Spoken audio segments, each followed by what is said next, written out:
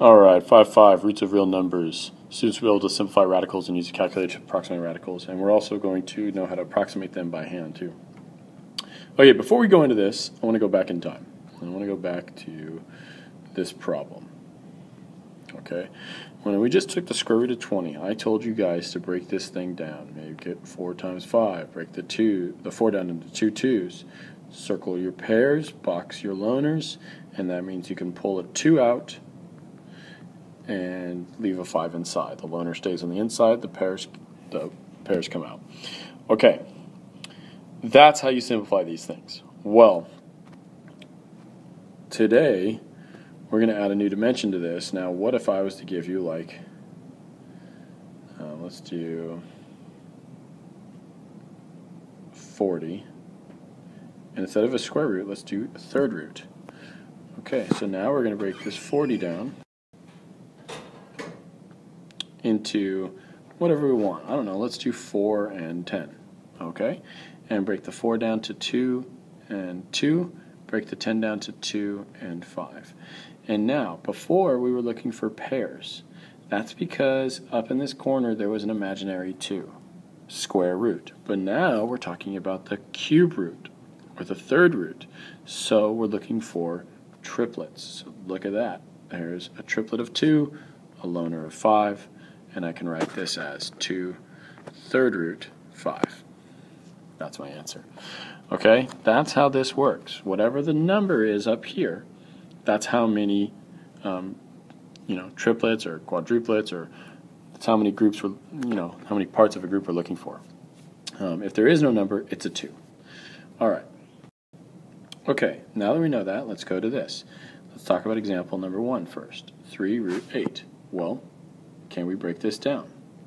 8 is the same thing as 2 times 4, and 4 is the same thing as 2 times 2. Look at that. I got a pair of triplet of 2's, so the answer for this is just 2.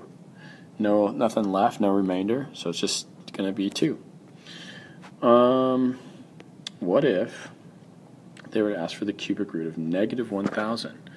Well, that's okay, because that is the same thing as the third root of negative 1,000. This is all they're doing. They're just spelling it out now instead of writing it out. But we have a problem.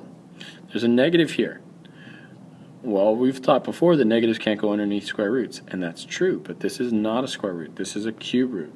So let's pretend like on this last one, I was to say third root of negative 8. Sorry, I don't need a negative sign there. Negative's supposed to go on the inside. Well, is there something, when you multiply by itself 3 times, gives you negative 8? And there is, guys. Negative 2 times negative 2 times negative 2. Negative 2 times negative 2 is positive 4 times negative 2 is negative 8. So we're looking for 3 negatives, or a triplet with a negative in front of it. So we need to do that here. We need 3 negatives. So what can I take out of this? Well, I think I'm going to take out a negative 10 times 100. There's a way to do it if you don't take out the negative 10 first and you take out a negative 100. I'll do that next.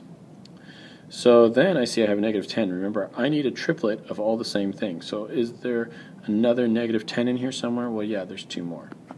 Negative 10, negative 10. Okay. So there's my triplet, and so my answer for this is just negative 10. Now, what if we didn't do that? Okay, what if we were to say, when we broke this down, what if we said, oh, negative 1,000, that is negative 100 and 10. Okay, well, that's the same thing as 10 and negative 10.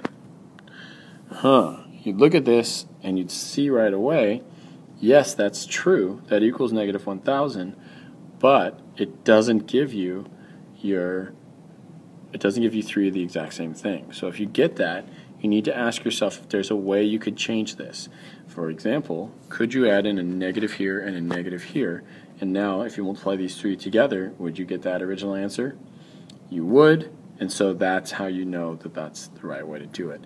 Now, this will work. You can do this factor tree, but what I like to do is I like to just know what my cubes are. So I know, I memorize, okay, 2 cubed, 3 cubed, 4 cubed. You got to memorize all the way down to 10 cubed equals 1,000. At least those 10. So that's one of the things I know. And as we get into fourth roots and fifth roots, I'm going to start checking what fourth roots and fifth roots are, what 2 to the fourth power is, what 3 to the fourth power is, what 2 to the fifth power is, what 3 to the fifth power is, some of those basic fourth roots and fifth roots, so this gets easier and easier. You'll see as we go on.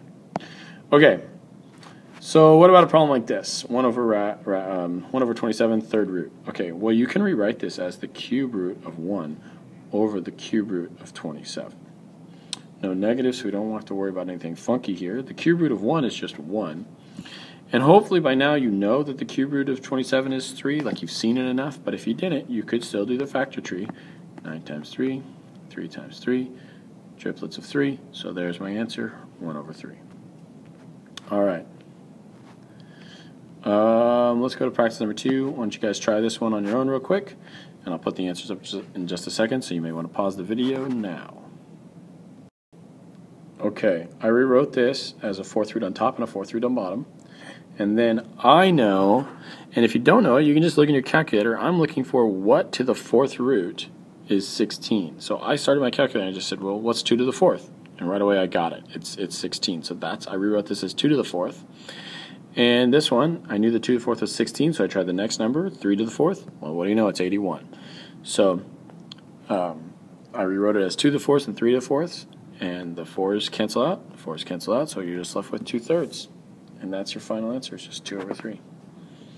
Because this whole fourth root cancels out with that, and this whole fourth root cancels out with that. Okay, let's try a different type of problem. What if you were to get this guy?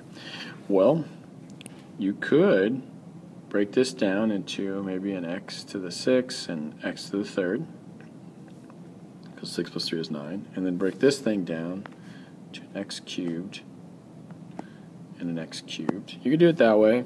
And even if you didn't go straight to 6 to 3, like let's say you were to do something funky and you were to go straight to like x4, x5, it would take a while, but it would still work. So you could keep going. You could have, well, x2, x3, and I don't know, x2, x2, and you could keep going. What you'd have to go down until you have, basically, you would have 9 x's. I'm just going to skip a bunch of terms, and you would just have x, x, x, x, x, x, x, x, x, and you would find your triplets. You got 3 of them, so your answer here is going to be x cubed. Okay, lots of different ways you can do it, but what I want you guys to see is the shortcut, and the shortcut is that you can take this, when it's a variable, you can take this number, divide it by that number, and you get your answer. 9 divided by 3 is 3. So the answer is x to the 3. And a little bit of side note on that, what if I was to give you the number like x to the 11, third root?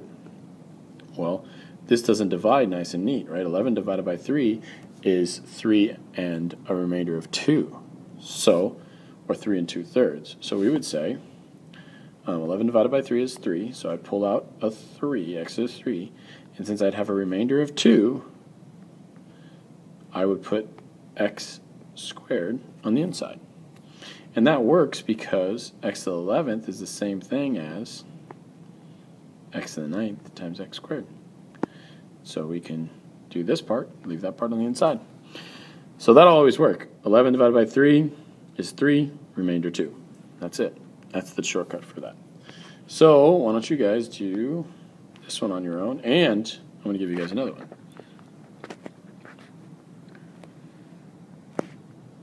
Why don't you try and do both of those on your own? I'll put the answers up in just a second, so you may want to pause the video now. Okay, 20 divided by 5 is 4, so the answer is just y to the 4th. Here, 21 divided by 5 is 4, remainder 1, so there's 1 y on the inside. That's all there is to those ones. Pretty simple. All right, let's talk about roots now. The principal root, this is the positive root. Okay, positive root. So if you don't see any symbol out in front of the square root symbol, we're looking for the principal root. That means we're just looking for the positive one. So even though negative 4 is technically a root of 16, plus 4 is the principal square root, and that's all they're asking for in that situation. If they put a negative out there, then they want the opposite of the principal square root. And if they put a plus minus, they want both. Now, if you ever add the square root yourself, then you need the plus minus. If you're putting in the square root, then you need the plus minus. But if it's already there, then you can just do whichever one they tell you. Okay, let's find the roots here. Actually, I think that you guys should be able to do all of these. I'm going to let you guys just try these on your own, and then I'll put the answers up in just a second. We'll go over them. So yeah, go ahead and try these 4, and I'll come back in just a second. You can pause the video now. Okay, so the square root of 25 is just 5, plus or minus 5. Square root of x to the 4th is x squared. 4 divided by the imaginary 2 is 2. That's how we get that. Here, again, there's an imaginary 2. So you have 8 divided by 2 is 4, and you could just rewrite this as y squared plus 2 to the 4th power and slap the negative out in front, and you're done.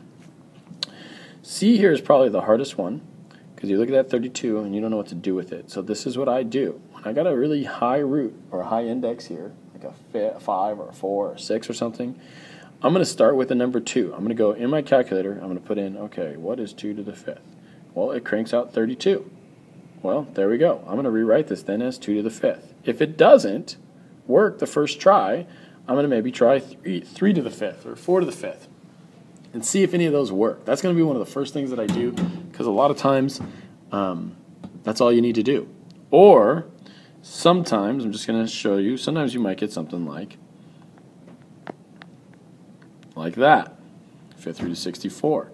So I'm going to think, okay, well, does 2 to the 5th go into 64? It does, so I could rewrite this as the 5th root of 32 times 2, and then that's the 5th root of 2 to the 5th times 2.